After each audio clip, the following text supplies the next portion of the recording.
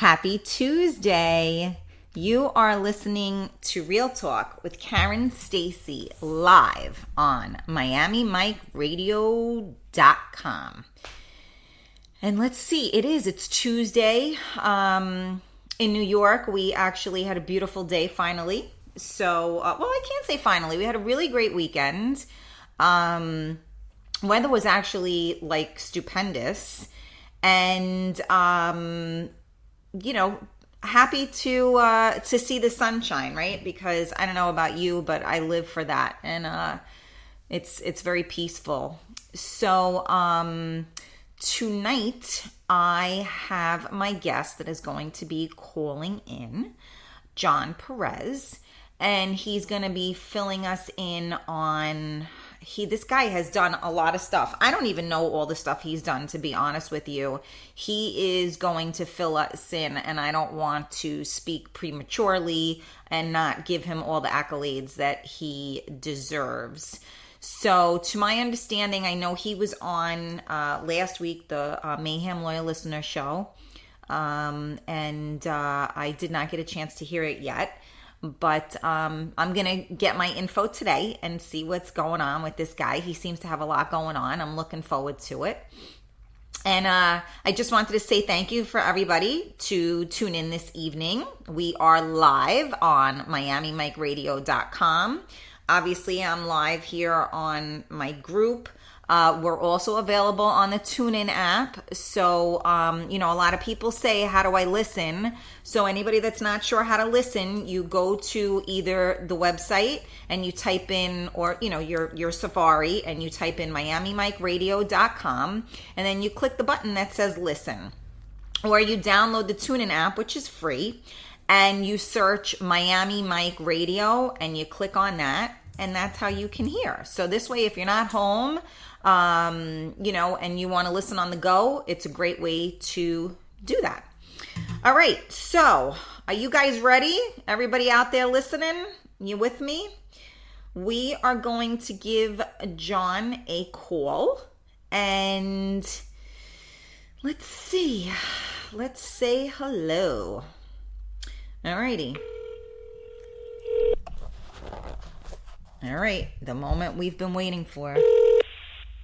Hello. Hi, John. It's Karen Stacy. We're live on MiamiMikeRadio.com. Hello, Karen. How are you? I am very well. How are you? Oh, I'm doing just fine. Just fine. I was very excited to do the show. Been waiting all day for it. So. Aw, that's so cute. That's so sweet. Thank you. Yes, we're excited. We're excited to have you on. I'm actually really excited because you and I, we wanted to talk, but we really didn't talk too much. I know I was talking to your assistant, and I was like, I don't know anything about you. I don't know how I'm going to do this. And you were like, don't worry, we got it. We got this. And I got plenty to talk about. And, so don't worry about it. You told me the only thing we couldn't talk about was your grandmother's sauce, right? That was off limits? I don't even want to have anything to do with that question. I see. Uh-oh. Because you might have a shoe thrown at you or something, right?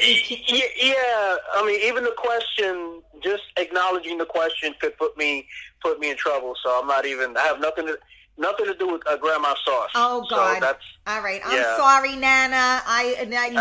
No disrespect to Nana. All right, we'll talk about something else. Don't worry. Thank you.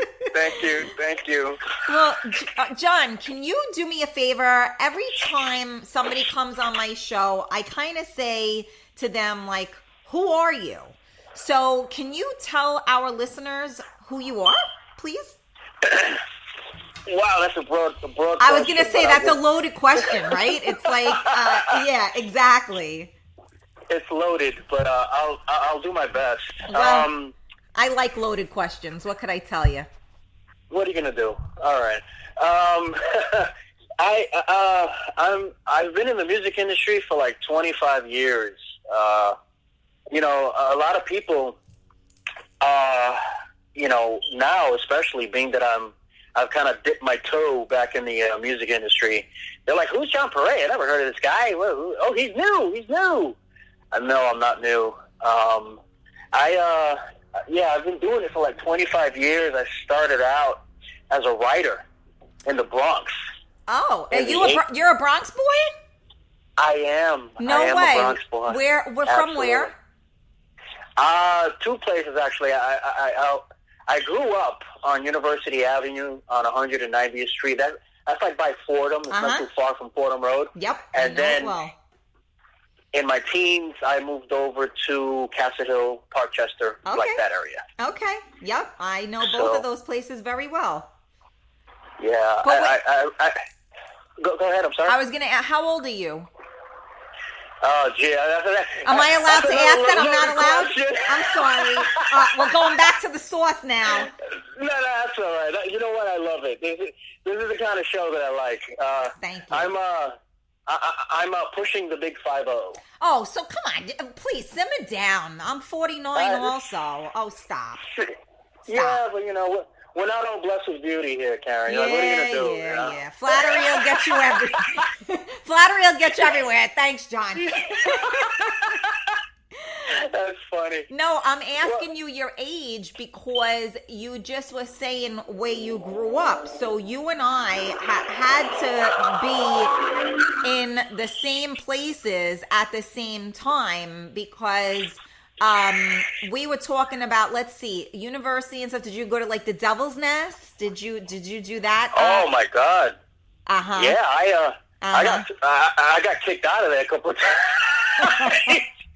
I did. Oh man. I used to try to talk to Jelly Bean Benitez.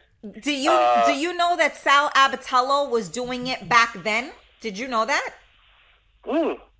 Yeah, of course. Yeah, sure. See, I didn't know. I had no idea who the hell he was. I wasn't in the music industry. I was just looking to go out dancing. But I couldn't believe that he was there. So, yeah, we had the Devil's Nest that I used to go. So that's what I'm saying. We definitely crossed paths. And then in Parkchester, there was that whole, they called it herpes triangle. There was like PCs and Riddlers. And there was another one, right? Are you with me? Oh my God! You know what? You kind of lost me at the herpes. You kind of lost me at the herpes. I just, when I was young, like that young, I pretty much I stood on Fordham, and I did go to La Mirage. La Mirage, yes. Where was that? Was on Fordham, right? Correct. Yes. Yes. I had a big La Mirage story that I told on a DJ Racer's show. It was atrocious. Something that happened with me and Noel, this singer, this freestyle singer named Noel. Yep. Yeah, it was nuts. But yeah, La Mirage was great. Yeah, I remember it.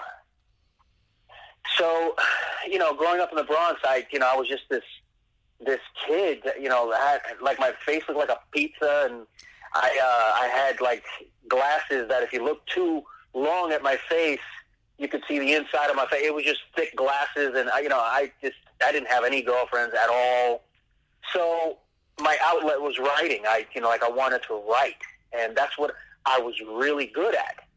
I entered some competitions just for the goof. Yeah, for a goof. I did it, and I won. And I remember winning my first competition. I submitted a freestyle song. This is freestyle music. Even though I just released my first freestyle song, that was my beginning, as a writer. And I submitted a song. Oh God, I think it was called "Love Is Not a Toy" or some crazy thing, and it won. And from that point on, I was like, maybe I can do this. Huh. And I just started writing for different freestyle artists. And a couple of years went by. And I wanted to, after the whole Noel incident that happened in La Mirage. But wait, hold on a minute. What an incident? Meaning that you and him had it out? What does an incident mean? Can you fill us in a little bit? Absolutely. I basically got snuck in, from a friend of mine. Again, I was a kid with no style, no nothing. You had no game. You had no game. I had no game. I mean, absolutely nothing. I couldn't buy game. Put it like that. So okay. He let me he lent me his clothes to get in because I didn't have cool clothes. Okay. You know, I had Alexander's clothes. Yes, absolutely. Absolutely. I got you. So we get inside. He snuck me in, you know, and when we got to the La Mirage had these humongous steps going up. And I remember those steps so vividly because there were like these Egyptians, like Pharaoh steps, like 600 steps to get to the top. And the second we get there, we open the door, this guy's got like fire down the stairs. So he's like, he hits the bottom, and I'm like, okay, this is going to be me in a second because I'm underage. I can't get in here. But the guy got us in, you know, and it was wonderful because I had never been in a club. So, you know, I'm hanging out in the club. I'm trying to, whisper sweet nothings in some girl's ear, and, they push me away, get away from me. And I just kind of moved towards the stage because I wanted to see Noelle. I was a big fan, humongous fan of Noelle. And, I'm just hanging out on the stage, and hours go by. And I'm watching girls voguing. This is before Madonna really, brought voguing out. It was like underground dance, and it was great. So at like 1 o'clock in the morning, the lights come on. Now, mind you, I don't know what's going on because I've never been in a club. So, I thought maybe somebody who dropped something wanted to look for it. I don't know. So the lights come on, and the DJ goes, hey, Noelle ain't going to be here. Sorry about that. You go down to the box and try to get a refund. I don't know what you're going to do. So everybody's pissed off, and it's like a mob of people heading out the door. So I'm like, okay, I'm just going to stand by the stage because I don't want to follow these people at the door. It's too many people. So, I don't know, a minute goes by, whatever. Then all of a sudden you hear, doo, doo, doo, doo, doo, Noelle's music come on. So I'm like looking around like, what's happening? The mob stops at the door. They like all stop in unison. And the DJ comes back and goes, psych, coming to the stage, Noelle. And all of a sudden, he comes out with his white T-shirt and vest, and the beat drops. And the only way I can explain it to you, Karen, is if you had 200 women giving birth at the same time. Oh, my. They went at yelling. They threw each other into the freaking bar stools. A couple of them got fired into the bathroom. They all rushed the stage. And I got crushed, whatever. And Noelle's doing his thing. He's dancing on stage, and I'm loving it. Everybody's going nuts. And all of a sudden, the lights go out. So now you're really into it. Right. So he had this thing where he had a cigarette. He would be smoking while dancing, right? Boom, oh, right. Whatever. When you are allowed to do that, right? Like that was exactly. Yeah. Uh-huh. Back in the day. Right. So right before he starts singing, what's his first line? I'm on fire, right? Right. Right before he does that, he flicks the damn cigarette into the audience. Oh, no. I didn't know that. Yes. I didn't know that this was his thing. This is what he used to do. Oh, okay. I'm looking at it in slow motion, Karen. It was like a movie. The cigarette butt is flying my way, and it catches my eyeball. And you ever see like a cigarette get smacked against the wall, like sparks fly? Yeah. And that's what happened to my face. Oh, my. So I bent over, not in pain, but I was in total embarrassment. Because I knew that once I stood up, the big bifocal kid was just going to get laughed at. It was going to be horrible. It was going to be like a Chappelle Show skit. And so I get up, and all the girls start clapping for me and hugging me. Oh, my God, I can't believe he hit you with the cigarette butt. It should have been me. And I just couldn't believe what was happening. You were the chosen one, so you were special. I was the chosen one. You got a cigarette thrown at you. You were special. This jackass flings and gives me third-degree burns on my eyelid, and I am the special guy. After that night, I walked home. It was like a 20-minute walk to my mom's house, and I was holding my eye. And the next day, everybody in the neighborhood knew what happened to John. Huh. I was a celebrity. I was like, Noelle, he hit you? Oh, my God. Oh, my God. yo, you want to hang out, man? You want to hang out? That's it was great. Just like that. That's crazy. So, from that night, I wanted to do that. I was like, the amount of love that this guy commanded from all these people, I knew that's what, writing was my beginning, but I knew that I wanted to get on stage and do what he was doing. Yeah, it's a drug. No one understands if they're not a performer, if they don't have that type of passion, they don't understand what that feels like. Because once you feel that, you have to you want more. Absolutely. And I learned through the years that, once you get on stage and you feel the love and the energy from the people that you're singing to, that's a bit of glory. And glory tends to stay with a man, no matter how brief in your life, it tends to stay with you, which is why you see so many older people still doing it, because it's a wonderful feeling. Well, yes, and it's all about energy. Like, I talk a lot on the show about that, about the law of attraction, the universe, energy.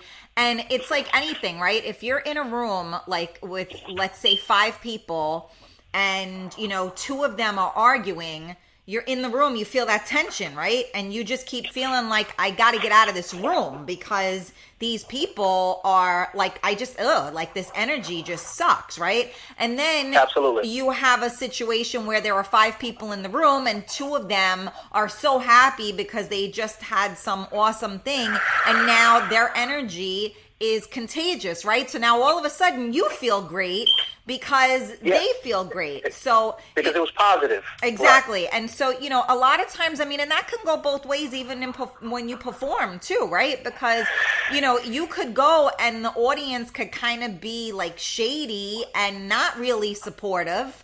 And you got to fight a little bit harder to bring it.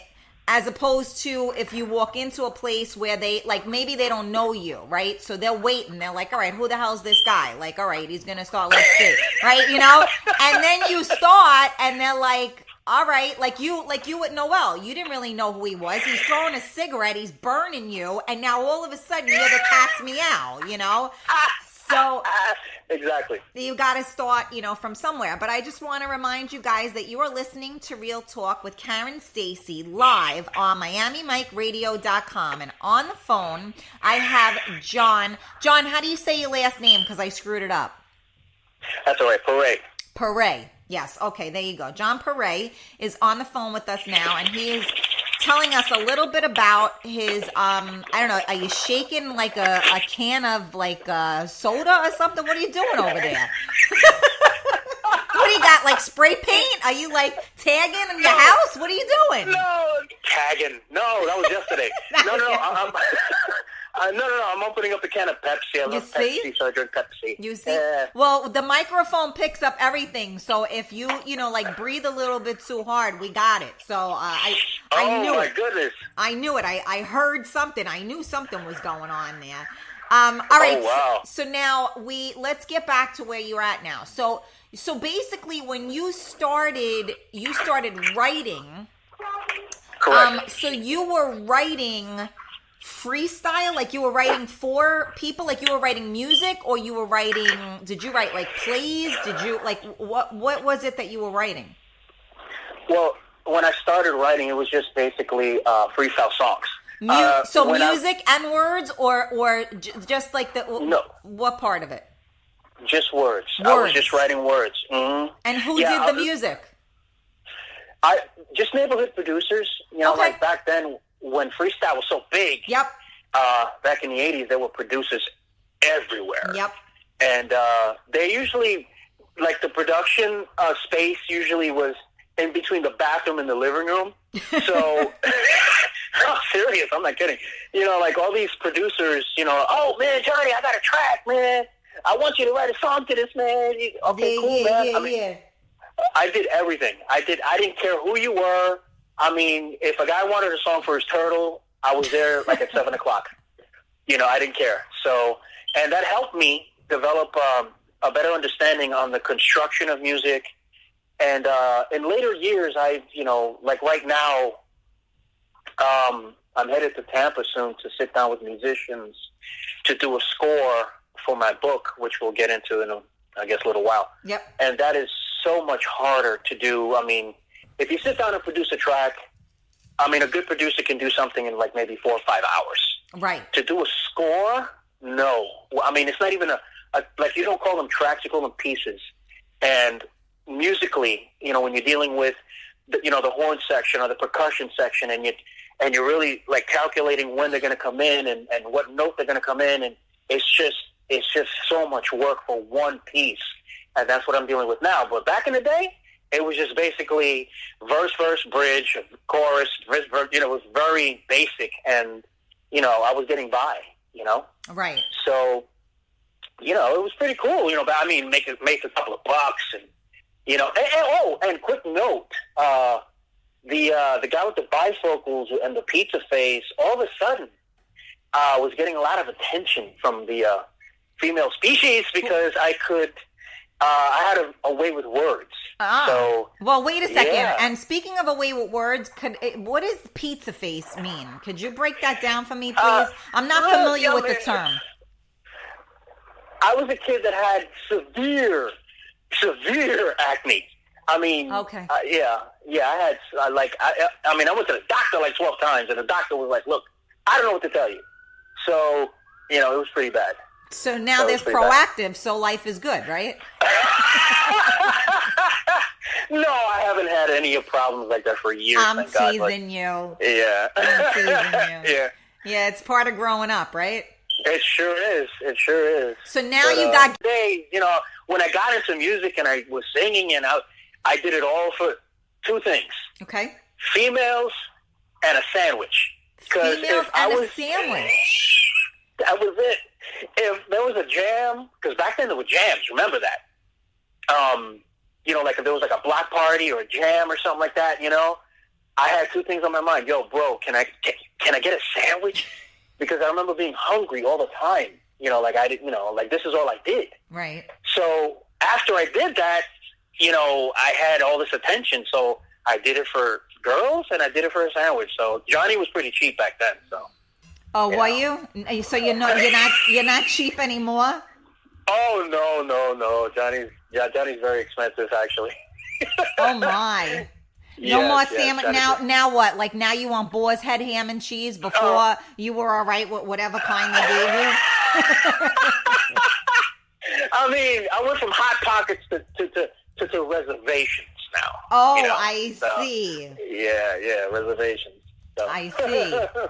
Reservations. Okay. Well, can you make reservations at like Subway? The Subway, like. Oh my, Karen, what are you doing over here? Come on.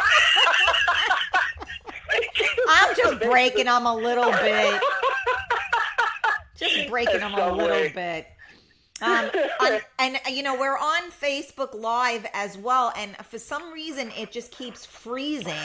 So I'm just trying to let people know that if they are listening, tune in to MiamiMikeRadio.com and click the listen button, or go to the TuneIn app and search Miami Mike Radio. So, if the Facebook Live is freezing, then please, tune in there so you can hear us, because we haven't broken yet. Everybody, we're you and me are good. It's Facebook land seems to be. I never had this before. Maybe it's you, John. Maybe it's me. You're shorting out the system. I don't know what's going on, man. You got a lot of stuff happening here. I can't say for sure. But all right. So now. So that was kind of how you got started, right? You wanted a sandwich and you wanted to get laid. So I'm just so cheap. And you were cheap, right? There we go. I mean, what are you gonna do? I think that you wanted a sandwich and you were cheap or a little redundant, so I didn't want to insult people's intelligence with that one. I got you. I'm only teasing. But now, so you were. That's how you really kind of got into the business. Was you started writing? So now, before you actually wrote a song, what made you say, like, I'm gonna start writing songs? Like that just when you saw Noel that night, it hit you? No.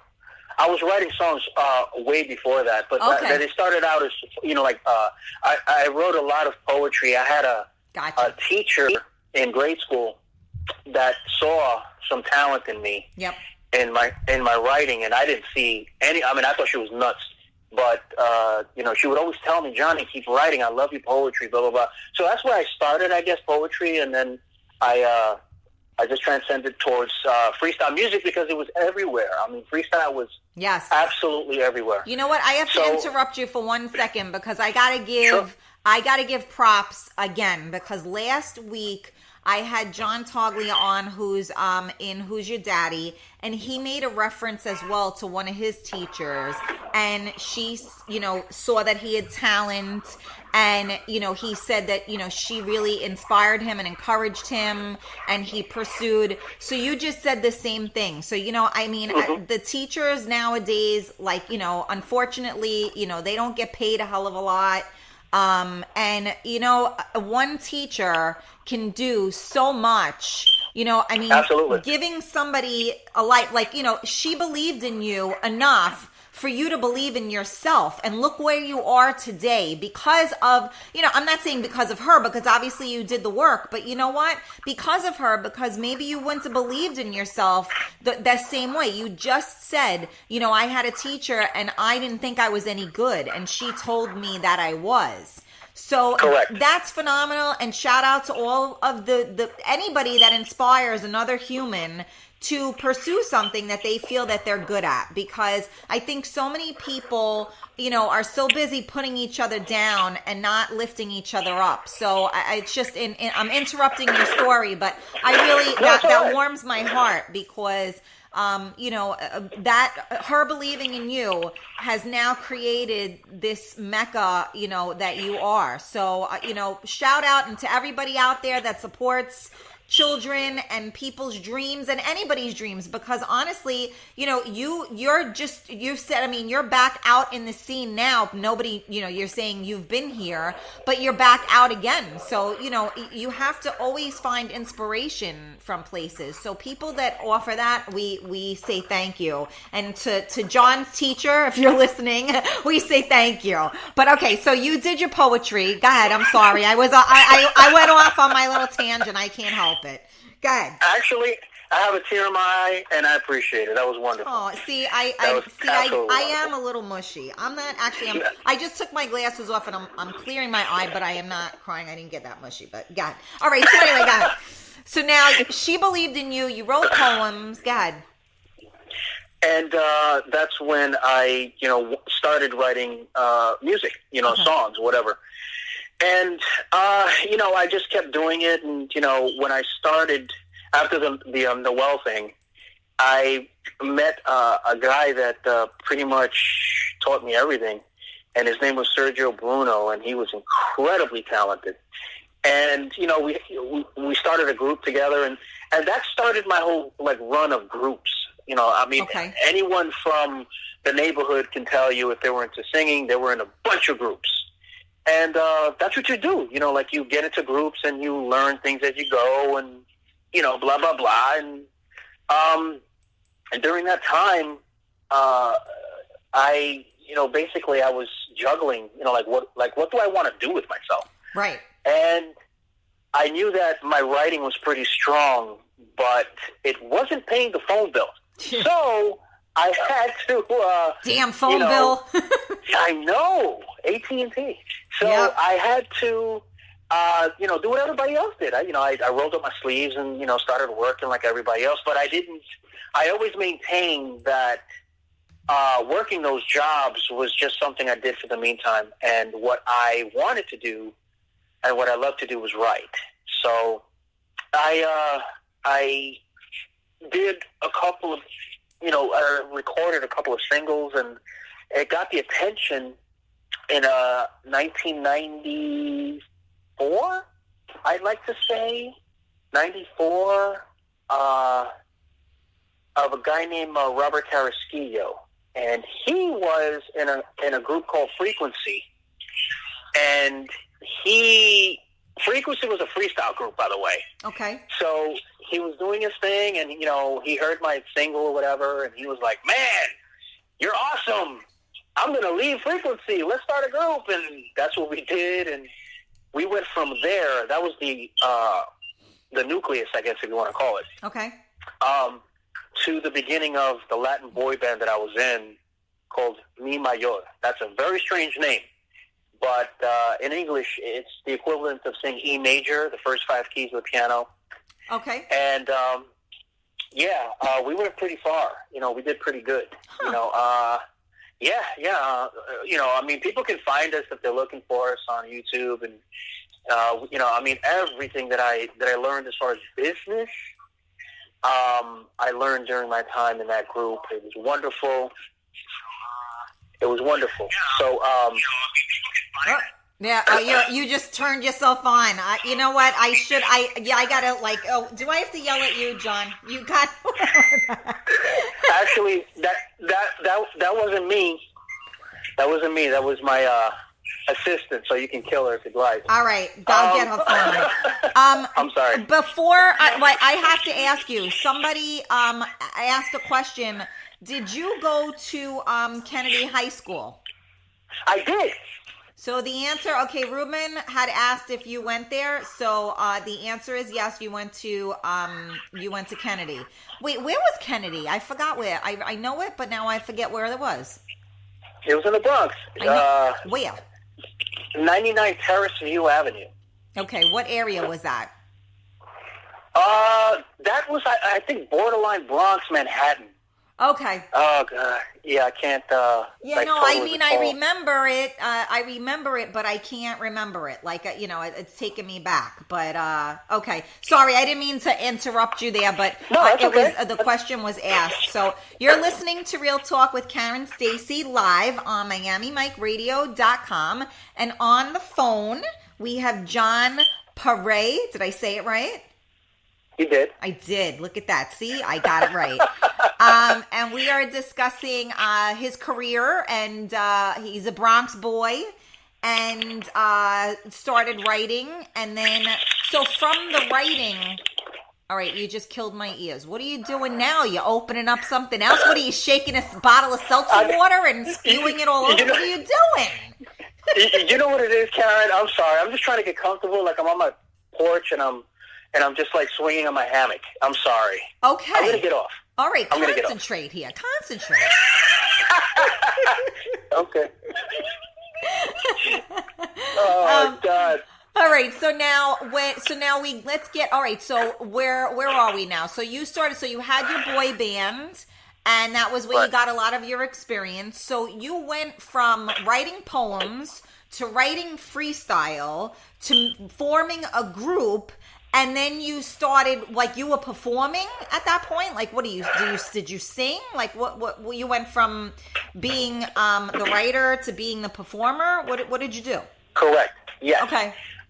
When I met that guy, Sergio Bruno, Sergio was the kind of guy he didn't have to try to sing. He was blessed with it.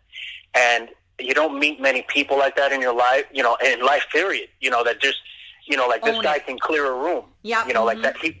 He was that good. So, I basically begged him to teach me everything he knew. Yeah. And he helped me. He helped me. And at that point on, we started performing together. And I did a lot of shows by myself and just gaining confidence along the way. And along the way, I met people like George Lamond, who was ridiculously awesome back then, and he still is today. Yep.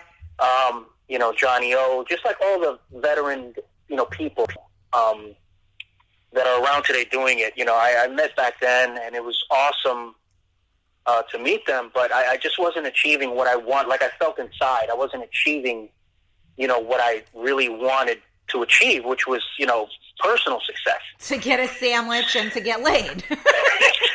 Karen, we're beyond that now. Sorry. I digressed. I'm sorry. Okay. You did. Come on. Keep up, Karen. What are you doing? Sorry. All right. Sorry. So anyway, the boy band was great. We did our thing. TV shows, we flew everywhere to sing. It was fantastic. So you did TV shows with the boy band? Yeah. Mm-hmm. Okay. Sure. We did the Montel Williams show. We did, oh, Lord. We did every Spanish TV show that you could talk about. Sábado 47. Like Telemundo shows. Telemundo. And, Telemundo. So, that was great, but I left the group in 2000. Okay. Yeah, I left the group in 2000, and I was, at the time I left the group, I'm going to be honest with you, I was big-headed. I was just big-headed, man. It happens. What was that? I said it happens. You got a lot of sandwiches at that point, so, Hey, listen, I was going, I wasn't sandwich guy, I was hoagie guy. I had the hoagies. So there you go, babe. You moved on up. You got a 6 foot right there, baby. You know what I'm saying? So yeah. I wasn't starving anymore. So I had a big head, and I was just acting a jerk. And I was like, well, it's time to move on. My star has to shine. And I learned later in life that there's a way to do things and there's a way not to do things. Yeah, but you know what? As long as you learn it, that's what's important. Some people continue to live their life not learning. So, kudos. Correct. Look, you live and you learn, and you were young, and you had a lot thrown at you, right? This was not, this was just about it. All over the place. So, you know what? You did the best you could. So now you left, and what happened? Things went bad from that point forward? No, it just didn't go like I thought it would. Yeah. I thought I would, be like on, cereal boxes and stuff after that, but it didn't work out like that. So I hate when that happens. Yeah, me too. What are you gonna do? But I just kept chugging along, writing, and at that point, I wasn't doing anything really in music. Okay. But I would always write. Okay. I would always write. Okay. Now, can I ask you a question? How did you learn how? Like, writing is just like it just happened? Or how did you learn? Writing is an art. How did you learn how to do that? Well, creative writing was something that always came very, I guess if I had to analyze where it came from being as lonely as I was when I was young. Aw, yeah. I was incredibly lonely. I didn't have a lot of friends, and my brother, because I have a younger brother, but he was Mr. Popular. He had all the girls on his arm. He was a DJ. Okay. And but I was the guy in the corner with his loose leaf, just writing. So okay. I think that's where it came from. Okay. Yeah. So going from, where was I? You were, you left the boy band and you weren't on any cereal boxes. Okay, perfect. Am I doing good? You're doing fantastic for your first interview. All right, thanks. Okay. So I put it around for years. I put it around. Okay. After that, and I got an opportunity in 2006 to do an album. Oh. My own album. Nice. Yeah. So I went in, and I had like 5-6 years worth of material, because remember, I was writing the whole time. Right. And I went into the studio and I popped out an album called Mi Voz, which is in Spanish, but in English it's My Voice. Okay. So it spawned a single, When I Come Home, and it charted on Billboard at number 33 for about 2 weeks, which was pretty cool. Wow. Yeah. So I had great fun with that. I was doing corporate parties. I had an agent. We were flying everywhere. It was nuts. And, I just like, when it all ended for that year, I believe it was 2007. Okay. Going into 2008, I sat down and wrote a book. Now, excuse me, when I wrote the book, I would always remember. I always wrote. Right. If I wasn't writing songs, I was writing things that would happen to me that were strange, or things I would hear someone say. I didn't care. I was writing it. Okay. So I collected everything like a year is full of things that happened to me, and I wrote a book called No Song to Sing, how I got screwed out of $400,000 in the music industry. Oh my! So that's a country. That's a country song. No. If I added and my dog died, then it's a country song. Okay. I'm sorry. I didn't realize that. Well, if you would have added that and then the cereal not being on the cereal box, that might have done it. What is it with you in the cereal box, Karen? I'm just going back to your reference. I can't help it. I'm going back. Oh my God, okay. I'm teasing. Okay. All right, go ahead. So, God, where was I? You got cheated out of $400,000. Correct, via book. So when I wrote the book, I expected, I don't know, maybe 2 people to buy it, and it did really well. It sold a lot of copies, and it sold a lot of copies. So at that point, now I was an author. And I like to say that I was an accidental author because I didn't, there are a lot of people that sit down and go, I'm going to write the great American novel, and I'm going to do this, and I'm going to take 5 years and do this. I just basically collected a year's worth of junk that I went through, and I made it into a book. Okay.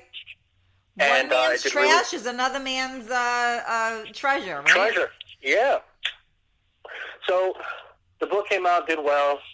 And at that point, I was writing the second album to follow up my voice. So, and at that point, I just got tired. I just got so fed up of not being with my kids and never spending time. I mean, I remember my son. True story. All right, wait, hold on, because we didn't get that far when I was asking who you were. We didn't get there yet. Are you married? You have children, obviously. Tell us a little bit about that. So, are you married? I am. Okay, and how long are you married? Now 5 years. Okay, and how old are you? How many children do you have? 4. Holy crap! Do you watch TV? I mean, Jesus. Karen. Hoagies, Karen. Hoagies. I had the hoagies, Karen. Oh, my God. Do you watch TV? I mean, seriously. Yeah, well, what are you going to do? All right, wait. How old are your kids? I need to know this. My oldest son is 24. Okay. Yeah, my oldest son is 24. Okay. My son, Tyler, he's going on, 17, I believe. Yeah, 17. Okay, so they're big. My youngest is 4. Oh. So she keeps me on my toes. Oh, yes. And then the other, so is she your only girl, or you have 2 boys? No. I have another daughter named Skylin. Nice. And, Skylin right now should be 20. Oh, so you had those are all older, and then so you had your kids a little, well, not young, but in your 20s. Right. If you look at the timeline, I created my children during my beginning stages of music. Okay. So anyway. Right. So that becomes tricky because you can't have, 2 babies, so you gotta, the business definitely is all encumbersome, right? So how do Correct. you have to, something's got to give, right? So you can take away from somewhere. Exactly. And where I allowed it, because nothing happens unless you personally allow things to happen. Well, yeah. Usually. I believe that, yes. So I allowed my time to be dominated with music. And my true story, my son, my oldest son at the time, was living in Fort Lauderdale. Okay. And I would visit whenever I got a minute. And I remember having a show there. Okay. And I went to visit him, and we had a great time.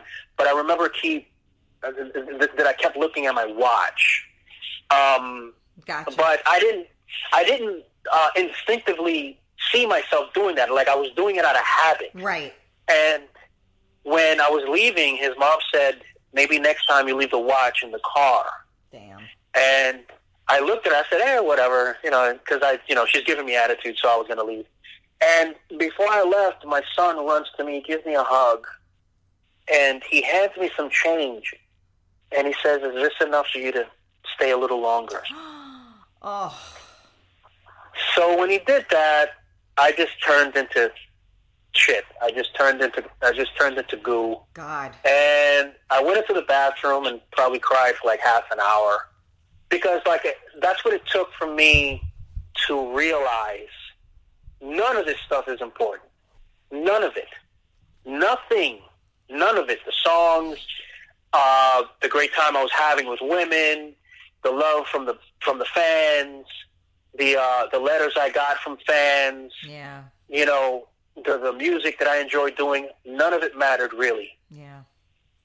So at that point, I remember renting a motel room and telling him, buddy, tomorrow we're going to spend the whole day. Now, mind you, I was supposed to be in New York that morning, like the following morning. I was leaving to be in New York because we had interviews. And I just trashed everything. Like I just scratched my whole schedule for like a week, and everybody was like fuming, pissed. But I didn't care. So I spent the next day with him, and when I got back, I decided to just scrap the whole album that I did. Okay. So at that point, I wasn't doing anything but just spending all my time with my kids. And sorry. Hello? So, yeah, I'm here. It's just that for some reason I got put on to some group something, and I don't know why the things keep coming through, but it's like blowing up. So I just figured out how to stop it. I apologize. That's all right. That's all right. I mean, it was a cinematic moment what I was sharing, but it's okay. No, I was listening to everything, and I was ready to throw my phone across the freaking room because I'm like, why does he keep doing that? And I don't know why, because all my notifications are off, but apparently not. So I'm very sorry. Yes, that was like another tender moment, and that what happened with that. All right, so let's get back. Let's focus. I muted. Go ahead. So I scrap everything. I scrap the album, and I have a meeting with my road manager, my publicist. Who else did I fire?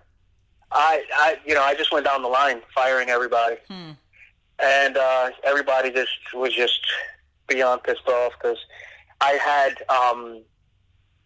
done business with radio, and it wasn't cheap. Not at all. Because When I Come Home was playing still on the radio in New York on 97.9. And, it was doing well, and I just walked away from it. I just completely walked away. And, I don't, to this day, regret any of that because I know my kids better. Right. And I know artists today in the freestyle world. I know artists personally that never did that. Right. They know their kids by, oh yeah, that's my son, oh that's my daughter, and they take great pictures, and but their kids don't have memories with them. Yeah. Yeah. I never wanted to be that guy, so I left that alone, and I focused totally on writing, and I was writing scripts at that point. Okay. Yeah, I was writing scripts, and I got an opportunity to write. It started out as a screenplay for a film, but then it started taking shape of a television series called Kilo and Grip. Okay. And I reached out to someone that was said that they could get it on the desk or near the desk of the president of Paramount. So nice. We immediately, I shot a little clip of it and, sent it in and just kept, that's on YouTube, by the way. Okay. It was never realized, meaning that it was never picked up. they they really loved it. And one thing that I learned along the way is when you're dealing with companies, if you're a writer and they're interested in something that you have. Perfect example. I had a script for a Christian movie called The Sessions. Okay. Now, this, really quick, this film was very dear to me. Okay. Because it was a Christian film, but it was a Christian/horror film. And you don't really see too many of those. That? Exactly. So that was exactly the feedback that I got from people from studios. Like, what the fuck? Christian horror? What do you do? Get out of here. Right. We need stuff like The War Room. We need stuff like that. Inspirational. Okay. Like, that's what they wanted. Right. And that's not what I had. Right. But there was a company that was interested okay. and saw my vision and what I wanted to do with it. And they were on board. And we had, half a dozen meetings to discuss it. And the end result was I was being taken for a little ride. Now, let me explain that. Okay. Were they willing to cut a check? Absolutely. The check was visible. But what they were doing was they were trying to negotiate certain rights to the script in which, once they cut the check, they would have rights to change certain aspects of the script, which is fine. That's a normal thing. Mm-hmm. That's a normal thing. But I was privy to some information that they were doing it to the point, they were going to do it to the point where it wasn't a Christian film anymore. It was just another horror film. Huh. Okay. And I didn't want that. So I walked away from a large sum of money. A large sum of money. And I just, if people are different. There's some writers that'll just write something. You got a check? Yeah, give me the check. Cool, let's go. Yeah. Show me the money. That's it, know. And I'm like that too, to some degree, but not on that one. Okay. I'm not changing aspects or the message, the Christian message that I wanted to send with that film. I wasn't going to allow them to change that, so I walked away. So I just kept writing scripts and screenplays, and in 2000, I believe it was 2014. Okay. I was working in a movie theater in the Bronx. Okay. Now, this movie theater was in Parkchester. I don't know if you remember this movie theater because it was there since, I think, 1923 or something like that. And it was the Bowtie Cinemas. Okay. And I was working there, just, shuffling popcorn, stuff like that. Okay. And, it was pretty cool because, I got to spend all the time that I wanted with my kids and just hang out and stuff. And, I love movies. So I'm like, okay, great, free movies.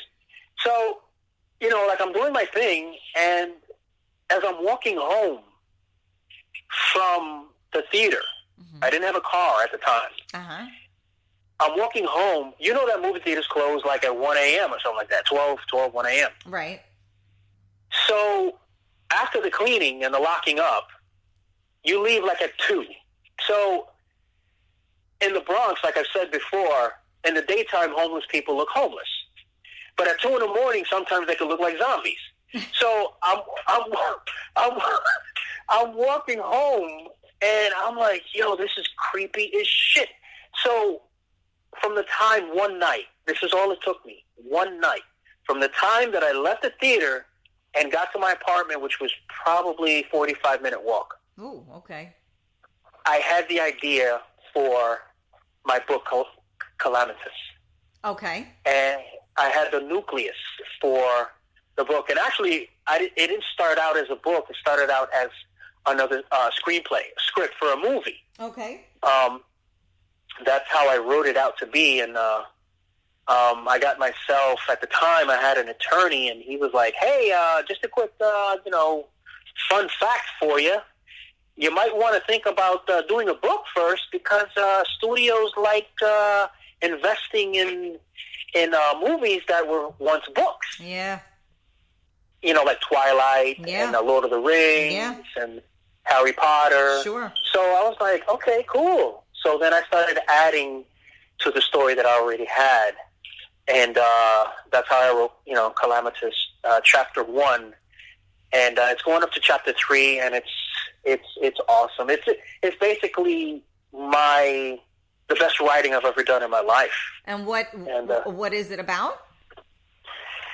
It's horror fiction. The first book, and it's funny because I had a couple of meetings recently. Okay. For financing. Okay. For the film, and mind you, the book hasn't come out yet, and I haven't sold one copy yet. But I'm having financing, meetings for the film. That's amazing. God bless. Thank you. So, we're dealing with this. God, I just lost my train of thought. I hate when I do that. Well, you were walking home from the movie theater. You came up with everything, and then you wrote the book, and it hasn't even been out yet, but you already have the movie. That was where we were. Correct. When I wrote the book originally, it was originally as a film. Right. And it's a 3-part series, trilogy. Okay. And, I'm holding these meetings, for these, for the film, and I'm like, this is kind of silly, because I'm not going through the same thing again as I did with that other company, cutting a check and you guys do what you want, but, looking at it realistically and what it's going to take, when I have these meetings, there are certain points that I always bring up. And one of those points is, that movie Paranormal Activity. Do you remember that movie? No, I'm not a movie person, and I don't do anything scary. Oh, Karen. I'm not, okay. But I also don't do scary no matter what. Like, I could love you to death, but to me, life is scary enough. I'm scared when I turn the corner. I don't want to, no thank you. I'm good. Okay. Well, thank God that there's a humongous horror genre audience. So thank God. It ain't me, though. I'll tell you that right now. Okay. There was a movie called Paranormal Activity that came out in 2007. Okay. Now, when I had the meetings, these people have, humongous checkbooks, but they don't know anything having to do with, numbers with past movies. Like that movie, Paranormal Activity, shot in 2007, cost $11,000. Listen to this. $11,000 to make. Wow. And it made $193 million. Holy Toledo. The guy that made that movie wrote it, directed it, edited it, everything that I want to do, this guy did it. And he never had anything before that. Wow. The same thing with the Blair Witch Project. I'm pretty sure you've heard of that movie. Yes. $60,000 to make it. $60,000 to make it. And made $248 million. So, this is the direction that John Perez is going in. All right, don't forget whose show you came on once you're at that, Yeah, I'm going to be on in a yacht somewhere. Sir, we have Karen Stacy on the phone. Who? Karen Stacy? Oh, yeah, Karen. Yeah, okay. Tell him I got a sandwich for him. Get him on the phone. A sandwich. You know what? You say that, and I'm definitely putting you on the horn. Get that mother flipper on the freaking phone. Tell him I got a 6-foot right here. Definitely. What? Oh, my God, that's funny.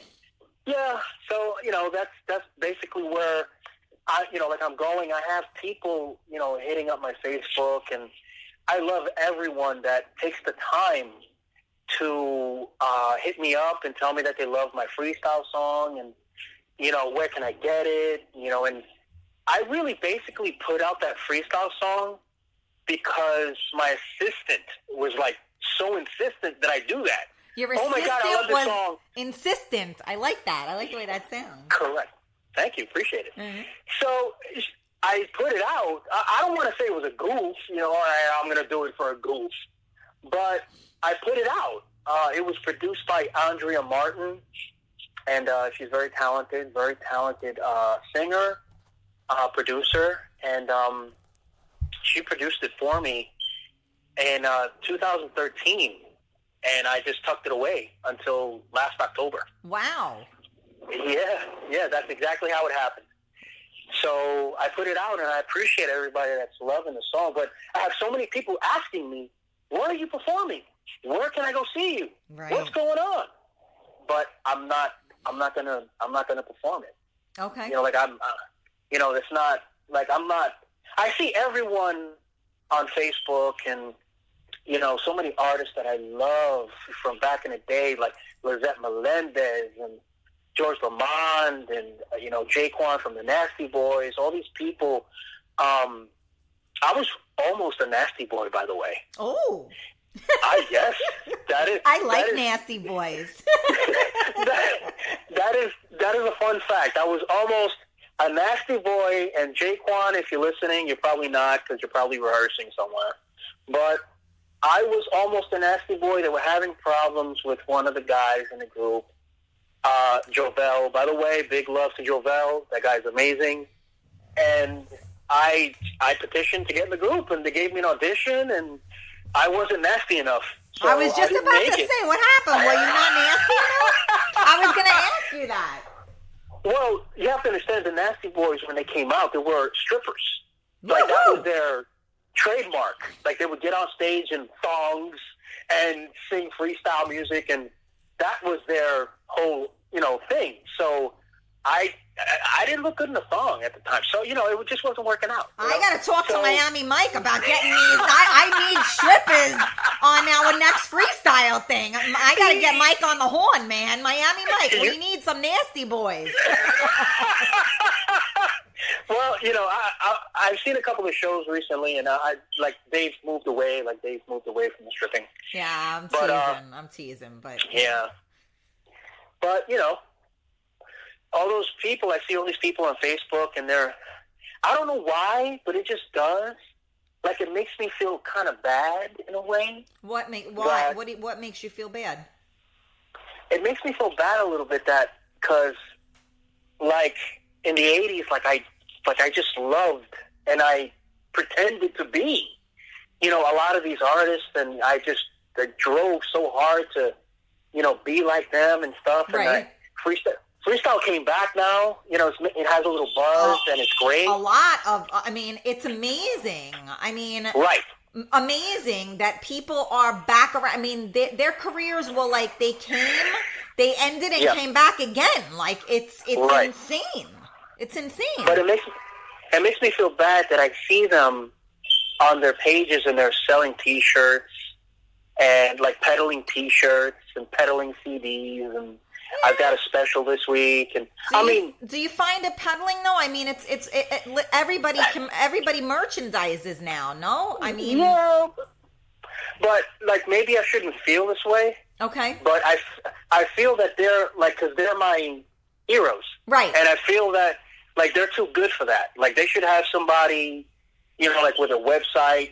Gotcha. Selling their merchandise. And, yeah, what I'm saying? Yeah, I get it. But you know what? People want to hear it straight from the horse's mouth, though. So, there's no better promotion than yourself, right? They're promoting themselves. So, Well, all right. Put it like this. If I want a Bruno Mars T-shirt, I can go on a website and get a Bruno Mars T-shirt. True. If Bruno Mars gets on Facebook and is like, yo, I got a special, it's kind of going to take away a little bit from Bruno Mars. Okay, I see what you're saying. You know what I'm saying? See what you're saying. But at the same time, I love to see the artists that I looked up to on Facebook being so personable. Right. You know what I'm saying? Like, up close. Oh, hey. Yep. Yeah. Like up close and, hey, guys, and blah, blah, blah. And I'm like, oh, my God, that's Lizette Melendez's living room. Right, exactly. You know what I'm saying? Yeah. Like, that is so cool. Like, oh my God, Lizette makes herself a sandwich in that room. Yeah. You know, she has a bathroom. Oh my God. Yep. You know, so. Yep. So I mean, it's cool in that sense, but you know, I don't know. I just wish that freestyle was on the same level. I mean, I've got the antidote. I was thinking about this thoroughly like a couple of days ago. Where it is right now, like I see just like a separation. If you look at freestyle music, there's a humongous separation. Okay. Of artists that are clawing and fighting for a little bit of spotlight, and artists, like the separation between the artists that are in Mel's Bar and Grill and the artists that are in Atlantic City. Gotcha. Yep. You know what I'm saying? Yep. So I'm thinking at least maybe with $100,000.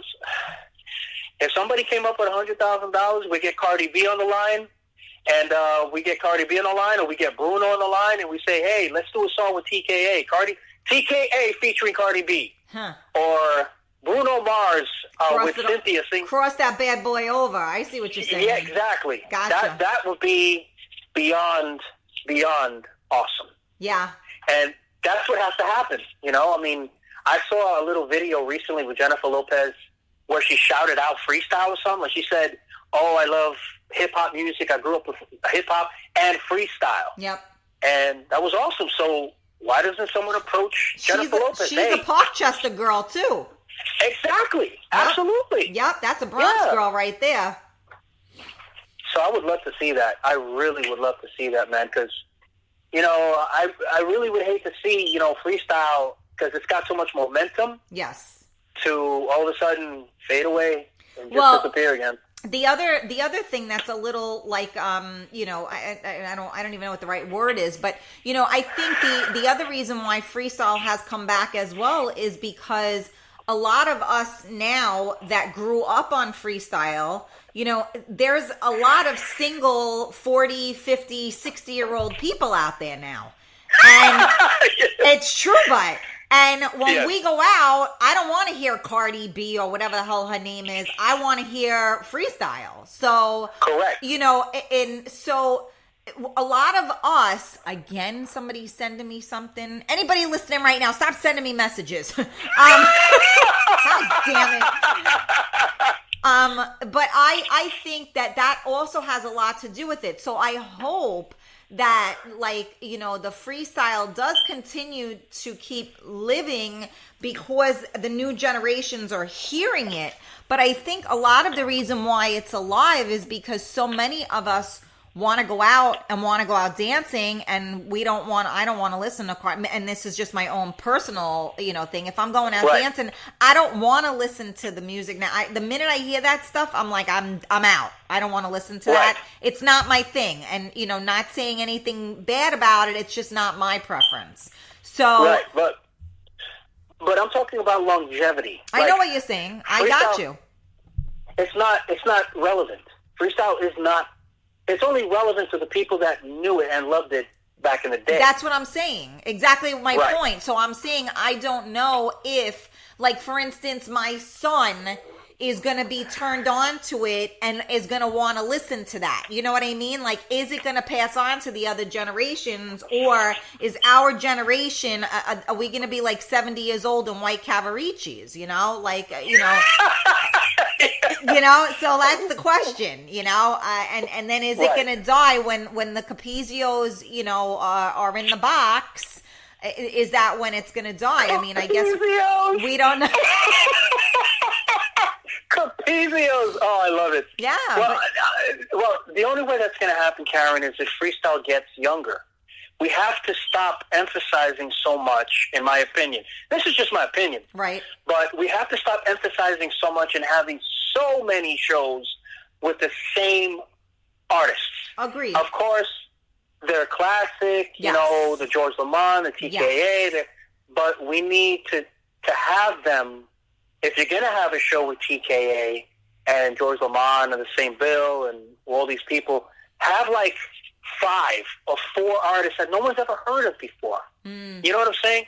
Give it a chance, If your son, how old is your son? He's 10. 10 years old. Yeah. Your son if he would get turned on to freestyle, most likely in the future, it would help him if he's looking at an artist that looks like him. If there's a younger artist that dresses like him. True. I gotcha. You know? Yeah, you know what I'm saying? Yep. So there's a relatability. Exactly. Gotcha. Exactly. And I would really like to see that happen. I don't think it ever will. But I wish it would. That's a very interesting point. So you are listening to Real Talk with Karen Stacy live on MiamiMikeRadio.com. And on the phone, you are listening to John Perez. And we were talking about he writes, he does freestyle. He now has a book that he's coming out with, and we're gonna have I think we're having the movie before we got the book. I don't even know. You got all these things, amazing. Don't do it. Don't do it. No. I'm sorry, Karen. No, I was talking to my dog. Let me tell you something about this dog that I got here, Karen. I take away. Listen to me. I take away. Hey. What kind of a dog? What kind of dog? He's a Labrador. Okay. A Labrador Retriever. Okay. I take away his chew toy because he was chewing on the side of the the little staircase that I got. Right. I take away his chew toy. You got to punish him. I don't hit my dog. I just take away things. Right. So I took away his chew toy. So what he did, this is what he did. I came home and he took. I had a wastebasket in my office with paper I crumpled up. He went into my wastebasket, took all the garbage out of my wastebasket, put it in a circle on my bed, and pissed. So I have a nice little chef salad on my bed of paper and piss. And he's staring at me right now, Karen, because he wants the chew toy. What are you gonna do? Yeah, he goes, yeah, right, you took my chew toy, now fuck you. Here's the garbage. It's not happening. Yeah. It's not, and he's not getting any Breaking Bad either. He loves Breaking Bad, and I'm not doing it. How old is he? He can't have. He's old. Oh. Yeah, he's old. Because that sounded like puppy behavior, so that's why I was asking. No. Yeah, you know what? It is. That does sound like puppy behavior, but this just bastard. That's just what he does. If he gets pissed off, forget about it. He'll just do whatever he wants. He's old and cranky, so now he's like, screw you. You took away my freaking chew toy. Now I'm gonna chew up your shit, and you'll have to deal with it. You should have known better. That's what he's thinking. For a month, I thought my neighbors were taking my paper. This dog was taking the paper early in the morning and hiding it. Oh, so behind the that is hysterical. I kid you not. Behind the shed, I went, and I forgot why I was going behind the shed, but there was like 35 newspapers. I'm like, what the? And you're cursing your neighbors because you think they stole your dollar paper, and the dog took the paper every morning and put it. That is freaking funny. It was awful because I went over there a couple of times. Like, Phil, listen, I'm going to punch you in the neck if you stop taking my food. It's not me. I'm telling you, it's not me. So he had a good laugh. So I bet you better go. You better have gone over there with a freaking sandwich and said, "Listen, I'm sorry, dude. I didn't mean to accuse you of this." I regret the day I mentioned sandwiches, too. You think I sent it home a little, John, or not? Forget about it. I pay attention. Forget about it. I pay attention. Well, I rescued a puppy. My son has been asking me for a dog for a minute now. And, life has had its tosses and turns, and I just couldn't deal with, taking care of, a puppy. And, finally, after much of his, you're racing motorcycles now? What are you doing over there? No, I apologize. I'm on my porch. I'm sorry. No, that's okay.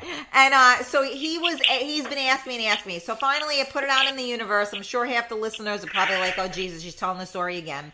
But so we ended up, I got this, I think they told me she was like 6-7 months old when I got her, which I think she was younger.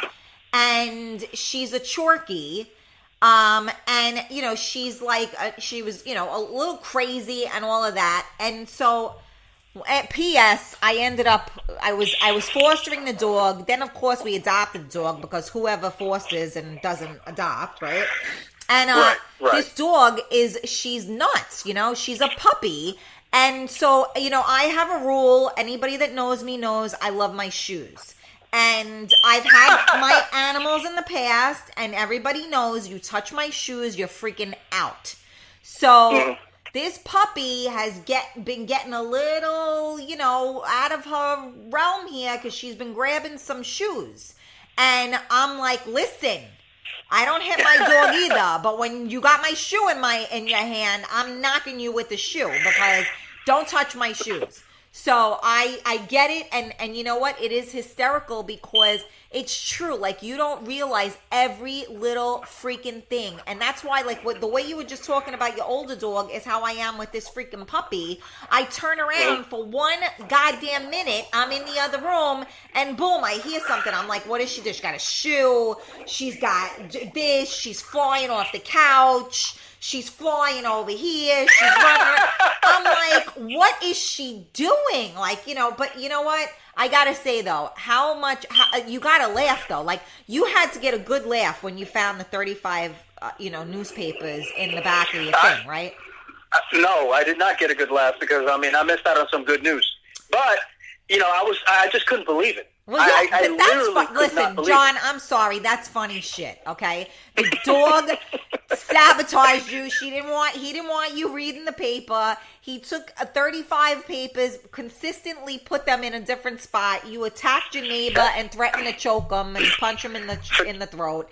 And the dog had it. And now you took his Chewy toy away, and he decided to, put everything on your bed because, fuck you for telling me I can't have my Chewy toy. So, you got, and this, but they have their own personalities. I mean, that's what I'm saying. But they bring so much joy. Like I know I rescued this little girl because they would have killed her. She was in a kill shelter. But as I'm sitting there and she is just loving me up, I'm saying, who rescued who? And my son, forget about it. How my son is with her. He tells me like a couple of weeks ago, he goes, it doesn't matter how bad my day was. The minute I see her and she starts kissing me, everything goes away. So, like, what in life can you have that you can say that about, right? Mm-hmm. Well, animals, when you find the right one, it can give you a certain peace in your life that no person can fill. Unconditional love. So. And it's it really is healing. And that was why, I don't know that you know my history, but, I lost my husband. My son lost his father. And I'm sorry to hear that. Thank you. That's horrible. And so, a couple of healers told me, he keeps asking you for a pet and, they're very healing. So that was what really made me like kind of say, all right, let me really try to, ground myself here. Because, I haven't slept since I have the dog. She wakes me up all goddamn night. She got to pee. It's crazy. And then I wee-wee pad or I potty trained her with the wee-wee pad. I have one in my freaking bedroom, one downstairs in the living room because everybody wants a wee-wee pad in their bedroom and in their living room. And I'm like, and now I got to get up with the freaking dog because she don't like to use the wee-wee pad in my bedroom. She wants to use the one downstairs, but she don't want to go downstairs unless I go downstairs with her. So now I got to get up at like 1:30, 2 o'clock in the morning because this is her time for some reason. Whether she eats, she doesn't eat, she drinks, she doesn't drink, she's got to do this at 1:30 in the morning. So I got to go downstairs and then I got to wait. So now it's not good enough. Now I got to give her a treat because now she knows she went pee-pee potty on the paper. So now I got to give her a treat. So this is what I'm doing at 2 o'clock in the freaking morning. Okay. And I'm like, and I'm sitting, then I'm saying to myself, okay, come on, mommy, let's go upstairs. Come on, let's go sleepies. And she won't. And now she's walking around again. I go, so she's slick. She pees on the wee-wee pad, gets a treat, and then she waits. And then she poops on the pad, so she gets another treat. She does it separately.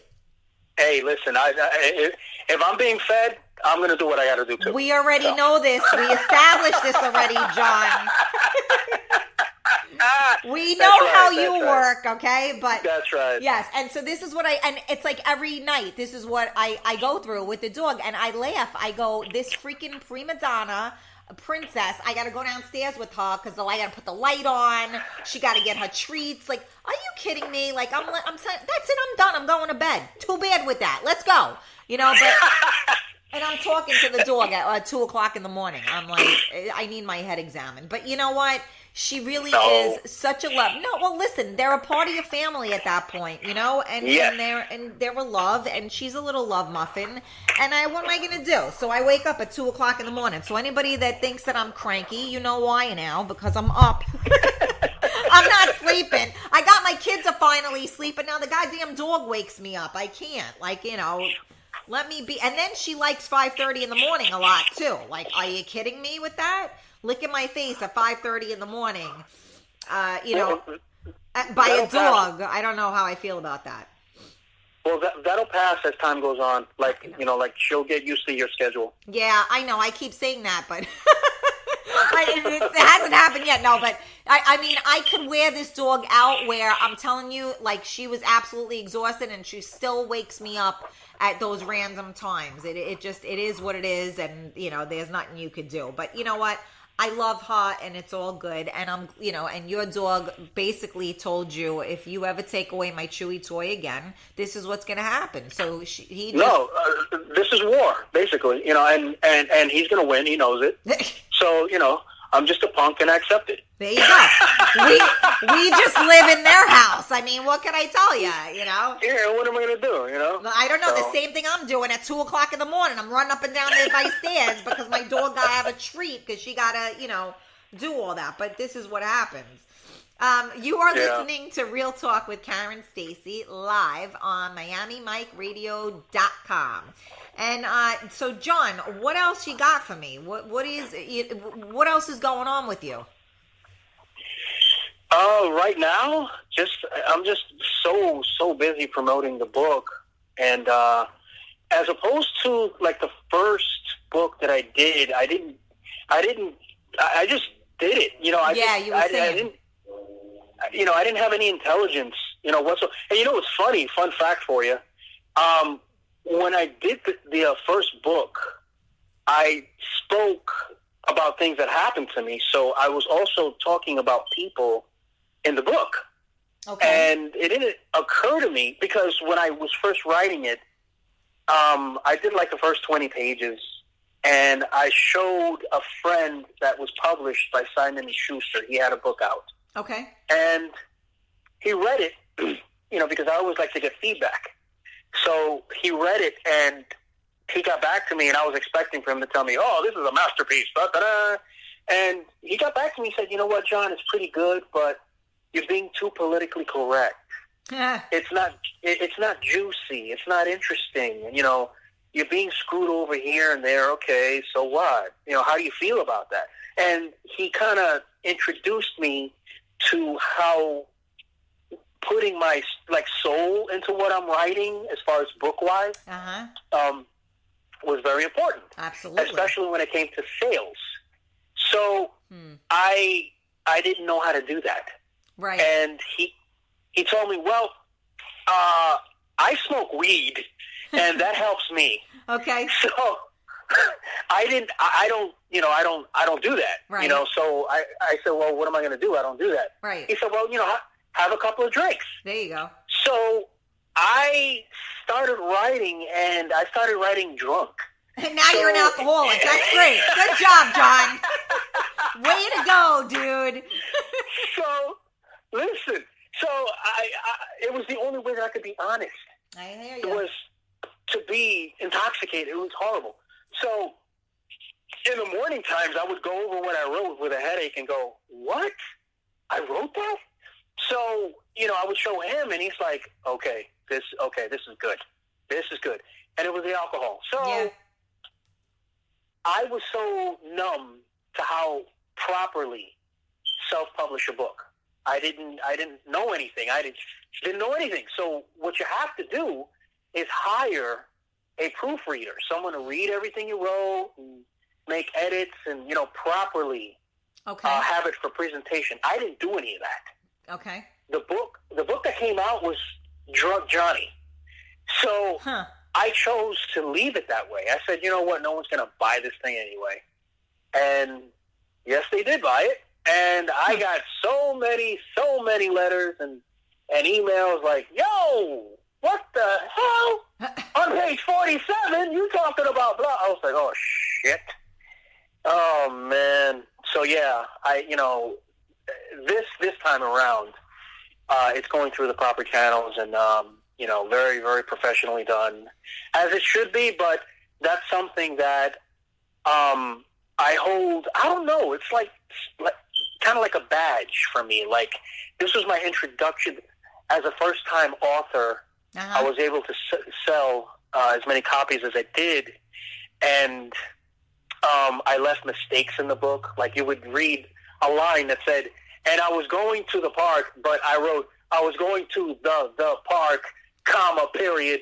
Like mistakes where people was this guy on drugs when he wrote this book? Okay. But anytime that I pick up the book and I read something like that, and, I just chuckle because I'm like, I know I have to be drunk to be dishonest.